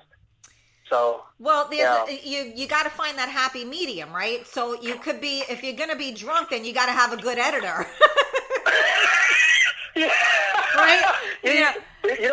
But he never told me that. He didn't say, listen, if you're going to get drunk and mess up on the book, the editor will fix it all. Right. No, he just told me, listen, you have to get out the truth and be, put your heart into it and blah, blah, blah. All right. So but there you go. So now you learned, and now you did learn how to do that. It wasn't a total flop because you sold and you did it. So, now you're smarter. And now to just, the most important thing is making that connection that you made, right? Because you became organic at that point. Absolutely. Prior to that, you weren't. So being organic is huge, and people would be more apt to read that and not worry as much about the grammatics as, reading an empty book. Right. So, right. Absolutely. I mean, obviously you want the book to, be edited properly, but, it's all about that passion. People are pulled in, like we were just talking about earlier, right? Energy, right? I mean, that's all about the passion. And obviously, you have to be a passionate person. You've been in this industry. I mean, just the writing. You started writing because it was your means of expression, right? Because you had all of this in you, but you felt like basically society was kind of like, inhibiting you and preventing you from blossoming because, you were saying that you didn't have game, you didn't have, you say pizza face or whatever, you didn't have any of that stuff, right? So now, the intellect and the passion and all of those things that you went through, minus the dog, whatever it was that we were going to make the country western song with, those things are that's what makes you who you are, and that's what differentiates you. So your friend that said that to you, didn't want you, to be hammered and write the book. He wanted you to get your thoughts out on paper and hopefully have an editor that would, make you not. But again, now right? So now you know how to make that connection, and you don't have to get drunk to do it anymore, do you? No, I don't. I do not. And yes, he was a big help to me in finding that process for me. But if I could have done it differently, I would have. Because, in being honest, I had people looking to kill me, and I hate when that happens. Yeah, like literally, like kill me. Like I saw the knife and everything. So. Wait! You can't just leave it there. Why? Why did they really want to kill you? Did you shout them out? Like, did you give up? I did. Oh, you. I did. Nate, you can't do that, John. No, but there was no. But I changed names. You have to do that. Of course. But certain people read it and they were like, "That's me." he's talking about me. Yeah, but so what? If that's as long as they're the only one that knows that. Like listen, half the stuff I talk about on my show are things that people say to me, and a lot of people tell me all their like deepest, darkest secrets. And they ask me questions that I don't know why they're asking me these questions, So, like, I'm like, but I would never, ever, like, I'm that type of person. If you and I, except for the fact that we have, thousands of people listening right now. But if you and I are having a conversation, I would never repeat, your work. If you were telling me if in confidentiality, my first book, I wrote it and I was, I met this guy, I got drunk and this was how I did it. I would never, like, if I was talking on my show, I might say, and I was talking about an author of a book, I might say, I remember hearing a story how someone that I knew wrote, and, he wasn't, really feeling the passion, and his soul wasn't part of it, so, he started to drink to try to get those emotions flowing. Nobody, unless they knew you, they wouldn't know that was your story. And even if they did, it could be purely coincidence, because I don't think you're the only person in the world that had a couple of drinks and wrote a book. So right. It's, I think it's all, so I mean, how could they really want to kill you? Like unless it was. Well, like I was, saying things that they said. And remember, a lot of people read this. And, it just like, I remember coming out, I remember getting a phone call. Okay. And it was a person that I was dealing with business-wise. Okay. And he was real cool. He was like, hey, man, how you feeling? Really? Oh, man, that's awesome, bro. I'm just kicking back. Yeah, we're going to go play pool. You want to come? Now, meanwhile, like, I had no inclination of any of this. So I'm like, yeah, why not? Cool. So, he knocks on my door, and I found it strange that he would come upstairs. But he came upstairs, and he's like, cool, hey, how you doing, whatever. Said hello to my wife, and, he's like, you ready? I'm like, yeah, let's go. So we're going down the stairs, and he's behind me. So then he puts his arm around me when we're walking out of the front door, and there's a car there with 4 guys in the car. And I'm like, who else did you invite? And when I look at him, his face is completely stoned. Huh. That like, hey, how you doing? Face was gone. Okay. It was stone. Wow. And then he tells me, we got to talk about the book. So then I'm looking at him like, oh, shit. Okay. So then the guy that was in the driver's seat comes around the car, sits in the passenger seat. The guy that's sitting in the passenger seat in the front gets out.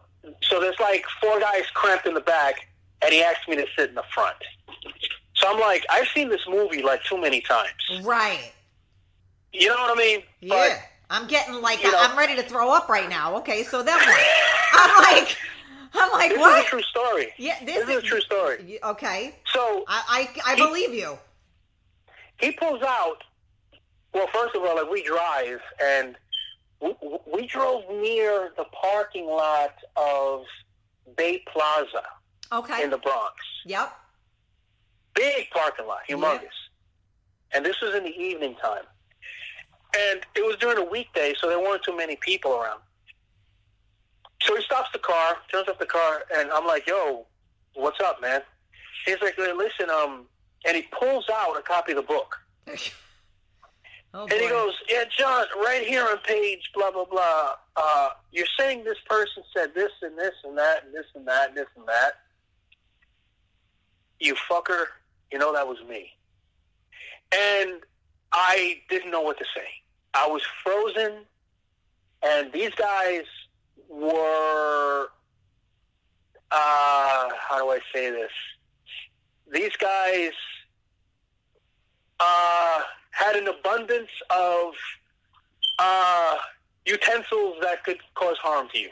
So I basically, I just hung my head, and I said, look, man, I didn't name any names. It's just a story. to most people. Nobody knows anything. Right. I don't know how I talked my way out of that, but a little bit of pee came out, and by the time it was done, he said, "Look, I can't be around you anymore." And it didn't dawn on me. I thought he was saying I can't be around you anymore because he couldn't trust me. Okay. But they left me right there. I had to walk home from Bay Plaza. Okay. So, on the way home, I said, "Wow, what he can't trust is my pen. That's why he can't, kind of like if you don't like someone because they talk too much." Right. You know what I'm saying? I wasn't talking, but I was writing. Right. And that's basically the same thing. Right. You know what I'm saying? But to a larger audience. Yeah, but you know what? Again, I get what, I guess, I don't, I guess he felt betrayed, right? Is that what, yes, is that correct. what it was? Okay. Because I was going to say, I have people, like I said, and maybe people are going to try to kill me too. I don't really know, but I have people that, like I said, that, people tell me a lot of things. And that's why actually next week I'm doing a show on sex. Now, I have done, I've had sex shows before where I've had different people on. And, the first one we did, somebody that was on definitely went a little overboard. But, some of the other shows, it was different. Like, this is more, I want to do, almost like a Dr. Ruth type of thing. Because, I've had people over my time say different things to me. And, it's... like I said, people just talk to me about stuff. So, I want to talk about the things that nobody wants to talk about. Like, why do women fake orgasms? Well, in my opinion, they do such things to either get it over with or to make the person that they're with feel good. Uh-huh. I don't know. And again, there's more to it, and I agree with you, and there's more to that. So, and again, more? There's more. That's what I'm trying to say is that I've had people talk to me and say certain things, and then I'm like, you know what? That's something we need to talk about, because then when that happens, there's got to be a dialogue, and maybe people would stop faking it if they knew what they should do so they could have it. So, what I'm like, people talk to me about stuff and they tell me these things, and I'm like, this is a freaking great topic, and I'm going to talk about it. So I would never throw anybody I'm not throwing nobody under a bus. I'm not saying, Anne-Marie said, this. I'm just saying this is a topic, and this is things that I've heard and talk about. So what I'm trying to understand is, with the book, did people feel like there was too much guilt with association? I just don't. Why would somebody be upset that you wrote about things that they said or whatever when they were anonymous? Because they knew that I was talking about them. Yeah, but so what? No one else did. Right, exactly. That's logic. That's valid reasoning. Okay. But certain individuals don't understand logic. So just like certain people allow their emotions to dictate their actions. Yes. So it's very easy to read something and go, hey, that's me, and then feel betrayed. And, just like a hair trigger, like on a gun, they'll quickly let their emotions go, okay, well, I gotta go. It's not with him. So that's just the way. This was years and years ago. I hear you, but I just feel like this. I feel like if somebody can learn or benefit from something that someone else said, like for instance, I'll give you an example. I have somebody, dear to me that doesn't normally post personal stuff on their Facebook page, right? And there was something had taken place, and her daughter was in a show and became very overwhelmed, and she had anxiety afterwards, and so the mother had to deal with that, afterwards, and she had said something and she posted something to that effect. And I had said, you know what? That is amazing. I mean, I forgot, I'm not quoting the post, but it was with that, like that, this is what, she was dealing with and how to deal with that. And I said, thank you so much for sharing that, because there is someone else that is benefiting from hearing that story. And I actually spoke to her the other day, and she said, I never post personal things like that, but do you know that a mom reached out to me personally and privately and said, thank you so much for posting that, because I just went through that with my daughter, and knowing I'm not alone helped. So, I mean, I know we're talking about apples and oranges right now, right? Because you're talking about people. I'm just saying that I don't understand how people would be so offended by that, where they're taking you to a freaking parking lot and they're looking to, cut you up. Like, I mean, it's a book, and nobody knows who it is. And like I said, even if they think they know who it is, they don't know, because you could say, I don't know. You're not going to turn around and go, yeah, that was Bobby. You're going to be like, no, it was a fictional type of thing. There was just stories, and I kind of just, I worked with it.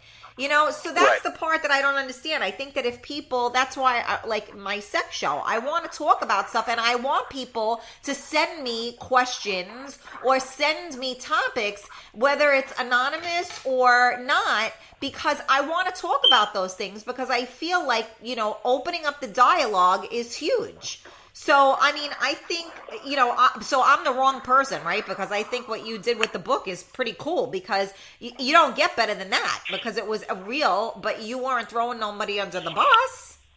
Right.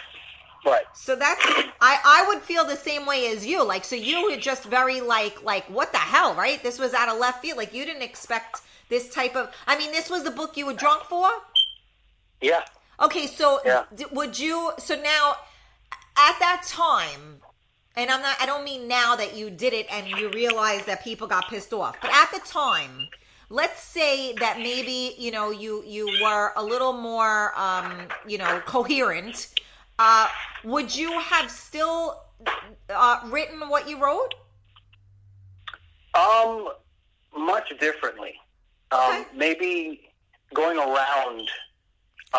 More evasive. I gotcha. Yes. Right. And maybe not mention everything. Right. You know what I'm saying? Yes. Because I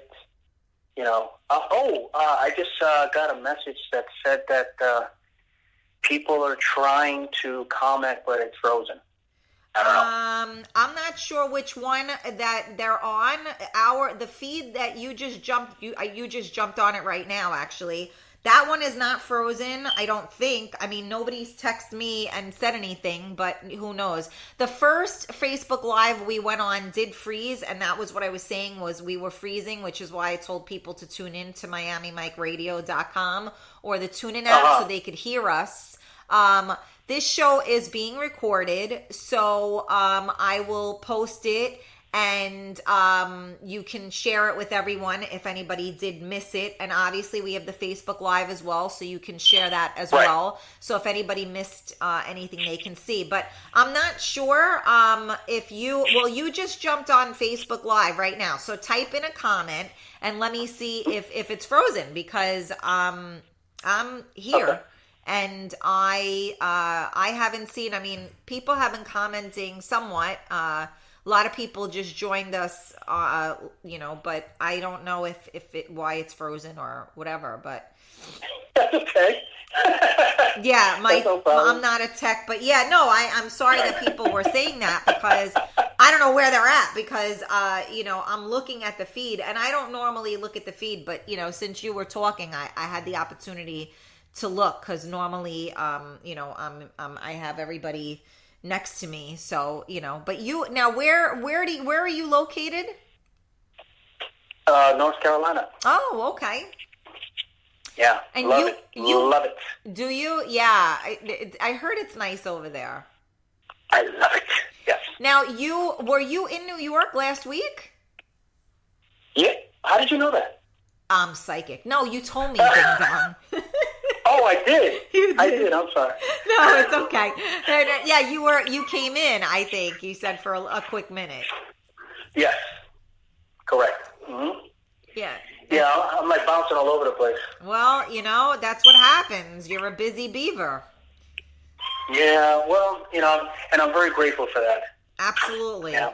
Absolutely. We are always grateful, right? I mean, you're getting to do what you love. You're writing a book and a movie right now. That's freaking awesome. Well, yeah, like taking baby steps, for the film and stuff, because it just, I mean, I'm over here, dealing with, the musical score, and, it's taken so much out of me. So, I mean, to do a film, people just think, do a film. It's not that complicated. Right. Oh, my Lord, how complicated it is. Yep. Forget about it. No, You're absolutely. dealing with so much. Absolutely. There's a lot of moving parts. Yeah.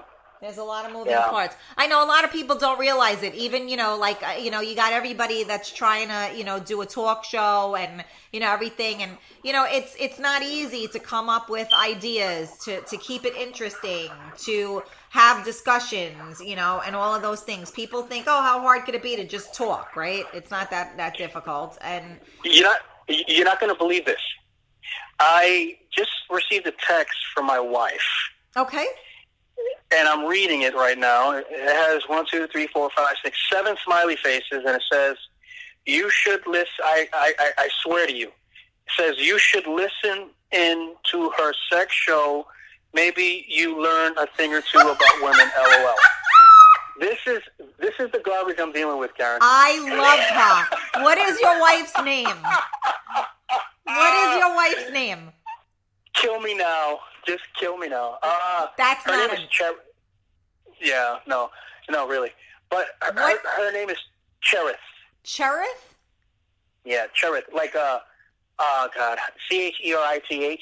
Cherith. That is, you guys have all these freaking cool names, except, well, even your last name. That's cool. Well, Cherith, I thank you for saying that. And you know what? You may need to call in next week so that we could. Oh, God, no. Listen, calm your nerves, John. Calm your nerves. All right? Shush up. Karen. Yes. Karen. Yes. Karen, if that happens, I'll never hear the end of it. Just leave it alone. Oh, I see. Oh, because I have control over this. She just texted you and told you better learn something. So mark your calendar so that you make sure you tune in next week at 8 p.m. so you could find out why women fake it. Maybe she's telling you something, John. Maybe she fakes it.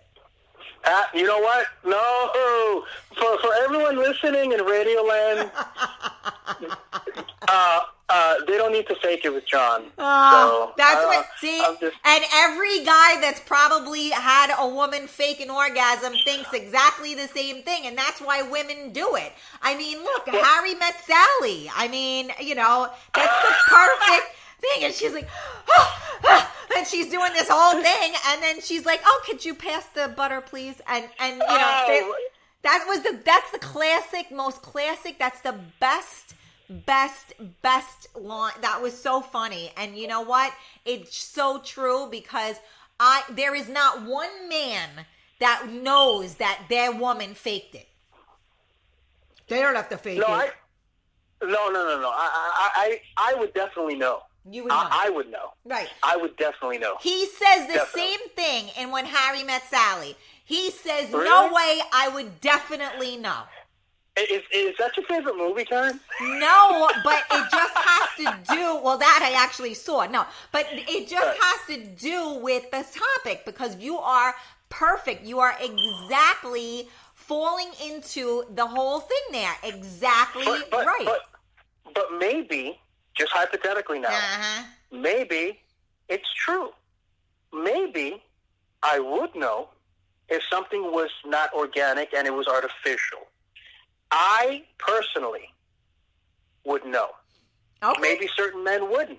True. But me, absolutely. Well, again, this is why the dialogue needs to be open because you could be wrong.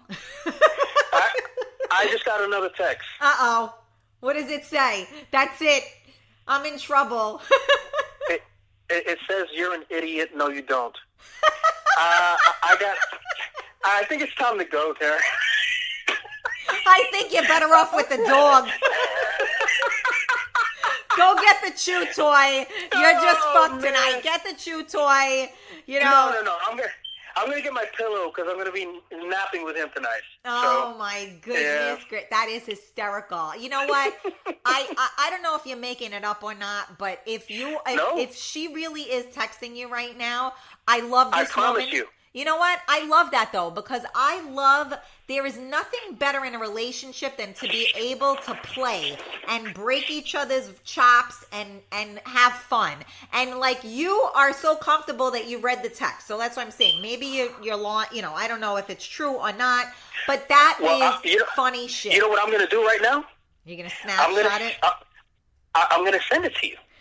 Listen, I believe you. I'm just saying that but I love your wife now. Like, I love her because I think that is hysterical that she knows you're doing a live show and that she broke your balls and texted you that. I think that's freaking funny. Like, I would be, that is something that I would have done to my husband or my husband would have done to me. And I think it's great. I love it. And I love her now. She's part of the whole thing. Never mind you. I'm having her on the show. And we're going to talk about her faking her orgasms. Oh! Karen, it was an extreme pleasure talking. All right, gotta go. The dog's chewing my toy. I gotta go. All right. Well, I was going to ask you, John, what is something that you want people to know? But now I know the answer, that your wife doesn't fake it. No, in all seriousness, we're all playing around right now. It's all fun and games, so someone loses an eye. But what is something that you want people to know? Everybody listening right now, there's something that John needs you to know. And what is it? Yeah, that's not putting you on the spot at all, huh? If you can figure out, if you were going to die in the next 5 seconds, the one thing you would miss, the one thing that would cross your mind to miss, that's what you should live your life for. I do. That's it. Yeah, that's a beautiful, you know what? That is, I put you on the spot, and that was the most profound thing somebody could say, an answer in 2 seconds. That was awesome. That was really awesome. Even though your wife fakes her orgasms, that was freaking awesome. Karen, I'm gonna book a flight, and I'm gonna be on your lawn, and I'm gonna be throwing tomatoes. Awesome. That's awesome. Oh, you know what? And John, I love you. You're a good sport. Everybody knows I'm just teasing. John, I do not know that John does not make his wife have an orgasm. I am totally just breaking balls right now. We're having fun. I know. No, but I just want to preface that because I don't want anybody coming to pick me up to go play pool and want to chop me up. And just a fun fact for you, on Wednesdays, she's all orgasmed out. And I just wanted to, it's like wacky. Oh, hump day. Hump day, she gets to have orgasms. Pretty much, hump day, and, that's a special day. Oh, I like it. Well, good for her. Yeah. I would, absolutely. I wish I could say the same. Good for me. You know what? God bless. That's freaking funny. You. I love it. And that was awesome. What is something that you want people to know? And that is true. What is, if your life was coming to an end and you had 5 seconds, what would you think about? And it's funny when you said that because there were two things that I thought about. One was seeing my husband again. And the other was, and your son. And the other was leaving my son. Yes, so that was those were the two things that came into. Not that I don't, love and cherish everyone else in my life, but that was what flashed in front of me. So that was. So that's the meaning of your life. I know. Yeah. I know. Yeah. That and my dog now. this fucking puppy that gotta do potty at 1:30 in the morning and get treats. Yeah, that's freaking awesome. But yeah, and so now, what can we expect from you in the future? Well, I would appreciate it if everyone were to be able to be on the lookout. This October 15th, my book, Calamitous, Chapter 1, is going to be released, and it's going to be released with much fanfare. We're in the works right now with building a couple of packages with fans that get the book. We're going to fly you out to wherever you want. You know, somebody goes, well, I haven't seen my aunt in Florida in 6 years. We're going to fly you out to Florida. You know, like we're working on things right now that are super fun. And October 15th is the first book, and the additional 2 chapters of the book will follow each year. So this October 15th is the Chapter 1. Next year, October 15th, Chapter 2, and the following as well. So I would greatly appreciate it if you guys gave it a chance. It's going to be a great read, and thank you so much for your love. That is awesome. So now, do you have a website, John? Thank you for mentioning that. Of course. I did have an established website at the time, and my agent pretty much pissed on it. He just couldn't, because I like to do things myself. I'm a hands-on person. Right. And he saw it, and he's like, I can't even click on anything on here. What's that? So he pretty much tore it down. So the book's website is going to be up next week. Okay. So where can people, like, do you have a page on Facebook? Like, where can people that are listening to this right now find you in the interim while your website is being finalized? Well, I'm on Facebook under John Perez, Twitter, John Perez as well. And, you know, it's funny, you're asking me questions that I should be prepared for, but my assistant has all this information. And so I kind of shoot her away. That's okay. So how about this is what we're going to do to fix that. We have the Facebook Live that people have been commenting on. When we get off the show, you can comment and put your information on there. And excellent. You can always, put it on my page as well. But basically, people can find you on social media under John Perez, correct? Yes.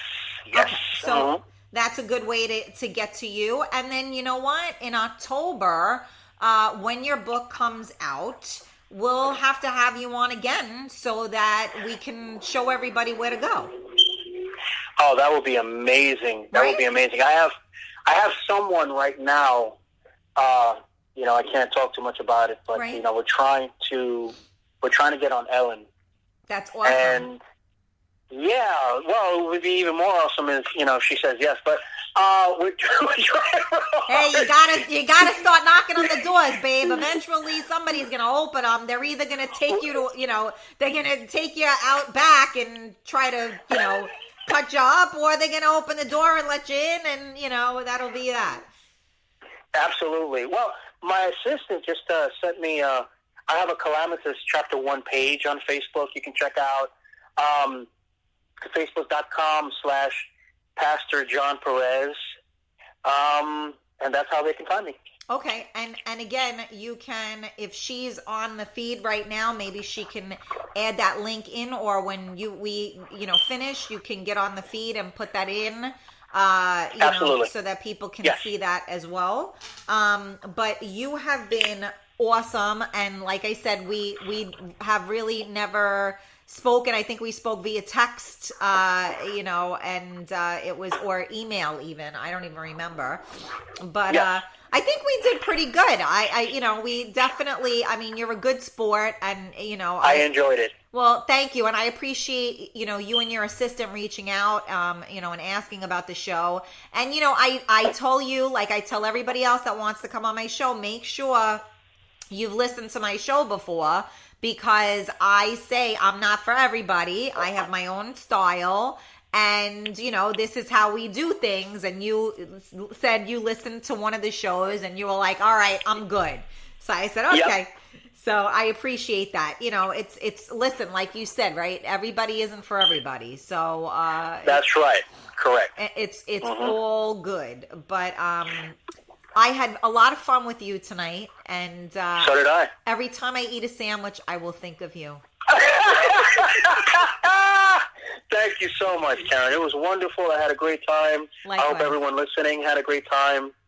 And I'd love to do it again in October. All right. I'm here. We're here for you, and we wish you the best with everything. Can't wait to hear it, see it, know it. Thank you, Karen. All right. I'll talk to you soon, love. Have a good night. All right. You too. Bye-bye.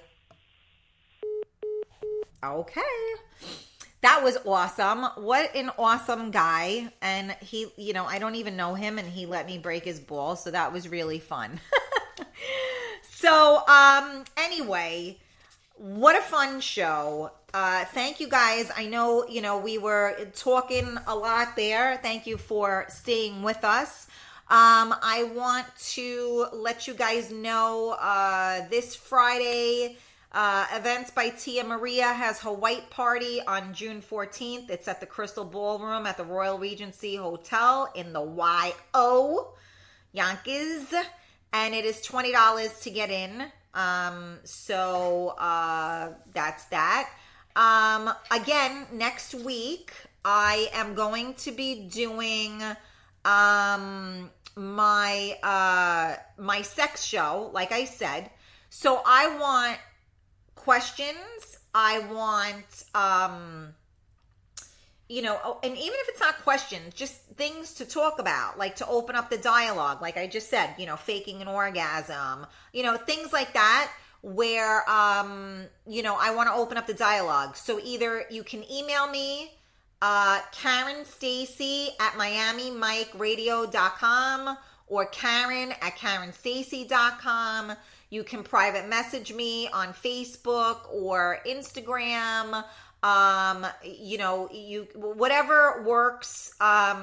If you want to remain anonymous, I will totally, you have anonymity. I will never ever say your name. A lot of times, even when I read comments on here, I don't mention people's names.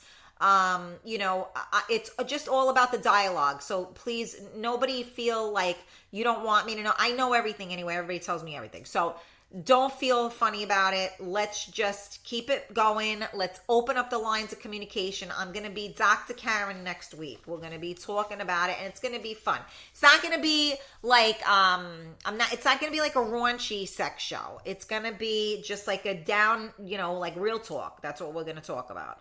So I need to know if anybody wants to call in, and I need to know if anybody wants to add to the topics for the evening. All right. So, again, you can do it privately. You can comment on whatever you want to do, however you're comfortable. But I do want your input, and I am going to line it up. But you can't tell me the day of the show, I want to call, or I need to know before that, because I have to put my thoughts together. So I want you to get on that. So please talk to your friends. If anybody has any questions, you want to bring anything up, let's do it. So remember that you are listening to Real Talk with Karen Stacy live on MiamiMikeRadio.com. And that is every Tuesday at 8 p.m. Mondays, we have DJ Luke at 1. We have Paulie, aka the this is what happens after 2 hours of talking. I can never say Paulie, aka the Portuguese Prince, because I start tripping on my words. And that's at 6 p.m. the first Monday of every month. We have Mind Candy Mondays with Rob Mush. Tuesdays, we have DJ Steve Simply Nice at 1 o'clock on Tuesdays. And then, of course, Real Talk Tuesday evenings at 8 p.m. Wednesdays, we have the Loyal Listener Show with Hamilton Czar and May May. Thursdays, we have DJ Michael Anthony at 4. And then Frankie Maggs at 8. Fridays, again, we have at 8 o'clock DJ Simply Nice, and then Tony Sanapi with the Friday night sessions. Saturdays, we have the Ghazi Show at 8. And then Anthony Mangini's Saturday Night Dance Party at 10. Sundays, we have Anthony Grimaldi. So we get a lot of cool shows on the lineup. Make sure you tune in to all of them. Much love, much support. As always, we appreciate it. Without you, we would have nobody to talk to or play music for or whatever we're doing, right? Because we have a lot of things going on. But thank you so much for tuning in. Much love. Happy Tuesday. And next week, let's talk about sex, baby. Dr. Karen, that's me on the set. All right, I love you guys.